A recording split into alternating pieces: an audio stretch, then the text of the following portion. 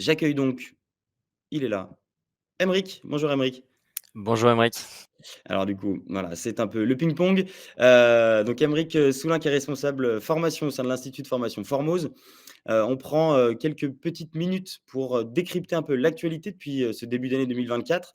Actualité qui a été assez riche puisque, i on va le voir ensemble, mais il y a quelques petits, textes qui sont passés et qui peuvent avoir une importance, une incidence dans la vie de l'instance. Donc je te donne la parole Aymeric, si tu as des premières choses à partager. Merci Emric. Oui, effectivement, bonjour à tous. L'idée de cette petite revue de presse, c'est de vous faire un petit tour de l'actualité, et de vous rappeler un peu les sujets principaux, que vous allez pouvoir avoir, notamment, liés au CSE. Alors, on va pas pouvoir aborder toute l'actualité parce qu'il nous faudrait, les 2 heures de cette JD CSE. C'est pas le but. L'idée, c'est qu'on soit aussi disponible après. On a identifié plusieurs sujets. Le premier sujet qui me paraissait intéressant, la première actualité qui va toucher aux droits de formation des salariés. Donc on va parler ici du CPF. Donc le CPF, pour rappel, c'est le compte qui permet à chaque actif de financer des actions de formation. Il y a une loi de finances en 2023 qui est passée, je pense que vous avez peut-être dû la voir passer, qui prévoit notamment que le titulaire d'un compte personnel de formation doit participer désormais au financement de sa formation. Donc la loi prévoyait que cette participation serait proportionnelle au coût de formation, dans la limite d'un plafond, qu'elle serait fixée à une somme forfaitaire. C'était pas encore bien défini à l'époque et on attendait justement, un décret, fin avril pour préciser concrètement ces modalités. Ce qu'on sait juste, c'est qu'en février dernier, le gouvernement avait annoncé, sa mise en œuvre courant 2024. Donc voilà, c'est en pleine actualité, on l'attendait. On annonçait initialement une participation à hauteur de 10 du coût de formation. Et le gouvernement justifie un petit peu cette mesure par une économie potentielle de environ 400 millions d'euros. Donc ces derniers jours, justement, un projet de décret a été présenté aux partenaires sociaux.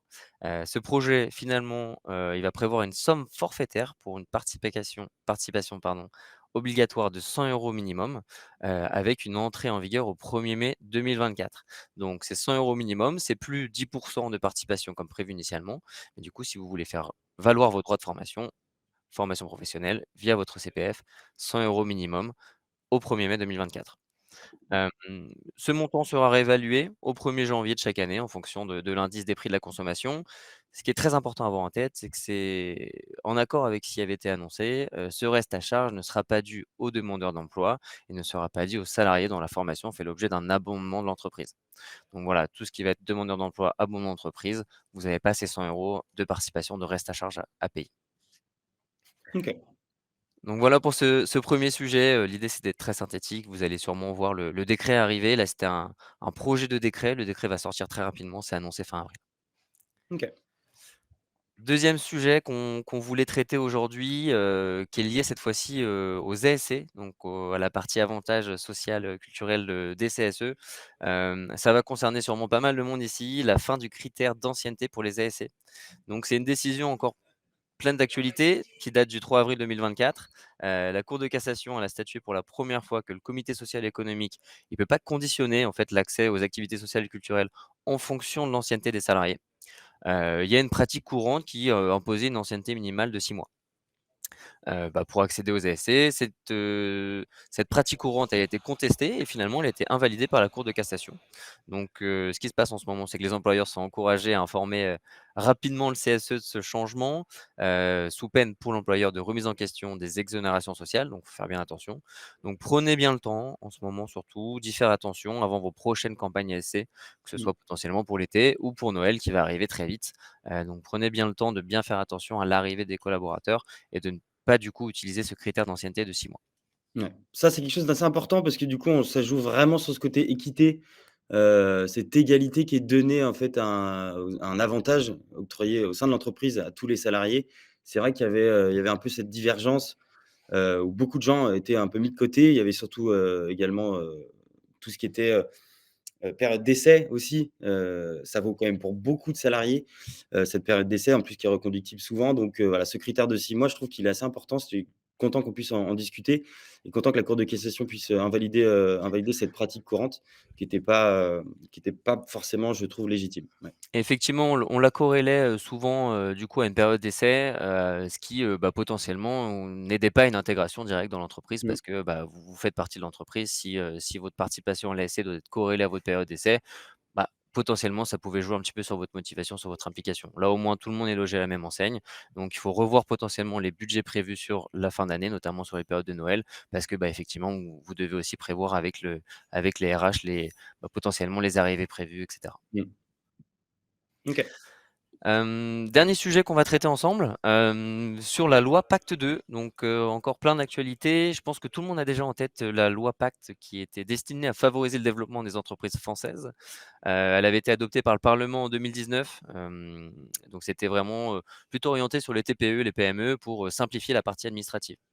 Il y a une consultation publique sur cette fin d'année dernière, donc ça se passait de septembre à décembre 2023, sur un projet de loi de simplification de cette loi Pacte, donc potentiellement une loi Pacte 2. Mmh. Donc quelques changements pourraient survenir en cours d'année, on fait un petit peu le point là-dessus.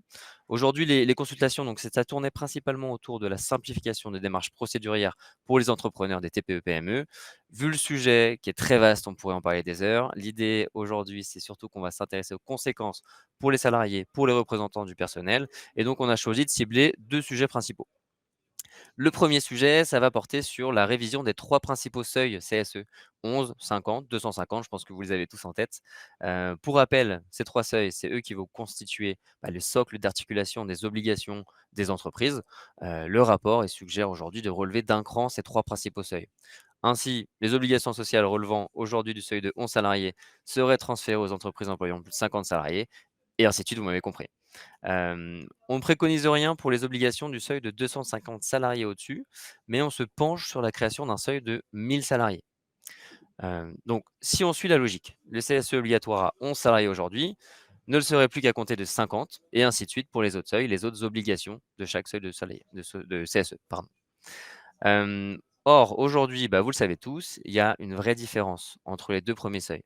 Les Mmh. différences ne sont pas négligeables. Aujourd'hui, un CSE de 50 à 250, il peut être consulté sur les orientations stratégiques, la situation économique, la politique sociale, les conditions de travail.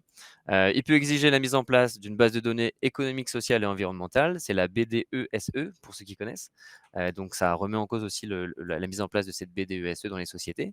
Le CSE va aussi assurer et va gérer les activités sociales et culturelles avec son budget ASC. Le CSE va disposer d'un droit d'alerte économique, il peut se faire assister d'un expert.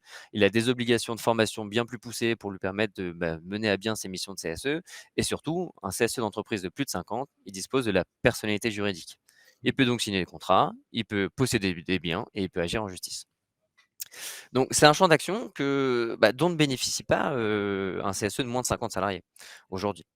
Et donc relever le seuil, ça aurait de profondes conséquences pour les pour les salariés, du coup, potentiellement un petit peu, un manque de liberté, de possibilités juridiques pour un CSE si tous les seuils sont augmentés. Hem, le rapport, il reste quand même assez flou sur ce sujet-là, c'est pas explicite, c'est des suggestions qu'on se fait sur un réévaluement des seuils. Il prévoit également de créer des seuils intermédiaires potentiellement, de 20 à 100 par exemple, qui seraient en discussion. Donc voilà, tous ces sujets-là, c'est un projet qui est en cours, qui n'est pas défini, et il y a toujours un dialogue social qui est en cours là-dessus, pour, bien définir ces sujets-là. Le dernier sujet qui serait lié au CSE qu'on va aborder, alors il y en a plein d'autres, mais ça c'est un sujet qui est super important et qu'il faut avoir en tête, c'est la réduction des délais de contentieux, notamment prud'homal. C'était 1 an, ça a été proposé de le réduire à 2 ans, donc le délai de contentieux, c'est le délai dont dispose un salarié pour contester son licenciement. En moyenne dans l'OCDE, c'est 2 mois. Le projet ici, c'est de réduire ce délai à 6 mois contre 1 an initialement. Donc, ce qu'il faut bien garder en tête quand on est élu du CSE, c'est que ça pourrait être, un sujet dans le sens où on va être confronté à un nombre accru de litiges et on va devoir traiter ces litiges dans des délais qui vont être plus courts. Donc anticiper une charge de travail potentielle en plus, réduire des délais contentieux. L'idée de ce projet de loi, c'est aussi de permettre à l'entreprise d'avoir plus de visibilité sur du potentiel recrutement. Donc ça reste toujours du dialogue. L'idée, c'est que rien n'est définitif, mais que, voilà, un dialogue social est en cours, et ils essayent de définir ce qui serait le mieux pour les prochaines années et pour le CSE. Faut éviter. Merci Aymeric. Je voulais juste du coup en profiter, hein, pour, vous rappeler, institut de formation Formose, hein, donc qui est garant, du droit à la formation pour, les élus.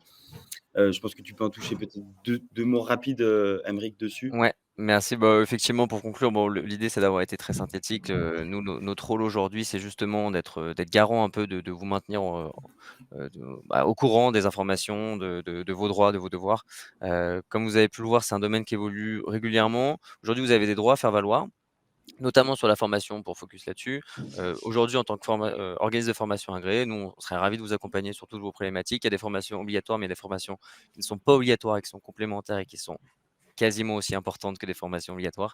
La loi, comme le rappelait Alexandre, c'est très beau, c'est écrit comme ça noir sur blanc, mais l'idée, c'est d'aller un petit peu plus loin, c'est de vous donner toutes les conditions pour, prendre votre rôle d'élit CSE de la meilleure des manières, à la fois sur vos devoirs, vos obligations et de représenter de la meilleure des manières vos collaborateurs.